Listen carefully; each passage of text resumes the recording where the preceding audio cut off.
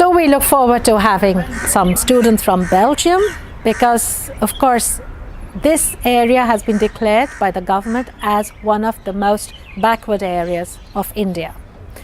When you say backward, I don't think students in Belgium can imagine what backward means. It means not having electricity 24 hours of the day, maybe 2 hours of the day. It means not having internet, it means not having computer, it means not having slippers, it means not having sanitary towels. So it is a challenge to raise awareness, and I personally believe that in this day and age, things like this are a right of the human being. Everybody should know about these things and should have access. Awareness on what exactly?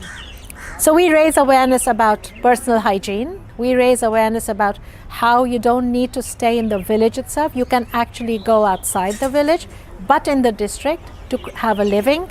Or we try to involve people in such a way that they don't need to go to the big cities for little things, for getting some jobs. We try to create those things in the district itself, because thus we try avoiding overcrowding the cities, and especially because the people of the villages are not suited to living in the cities. They often don't have the means to go and live in the cities.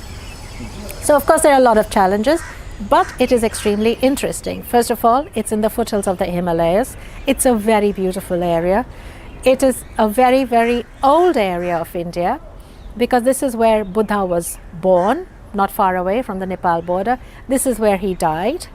This is where he gave his sermons. So you can, in a radius of 25 kilometers, you have everything to do with the 3rd century BC, before Christ. So these are the challenges, and I think, having lived in Belgium myself, it would be very interesting and important for students of Belgium to come to India and take a look that it is a little bit more than what the media in Belgium talks about. It's not all negative. It's not all positive, but it's not all negative. And forget the negative and the positives. We have a lot to learn from each other. That's the most important thing. What do you expect from our students? From the students, I expect enthusiasm. Absolute enthusiasm for everything they do, because they will be received with a lot of enthusiasm and a lot of expectations.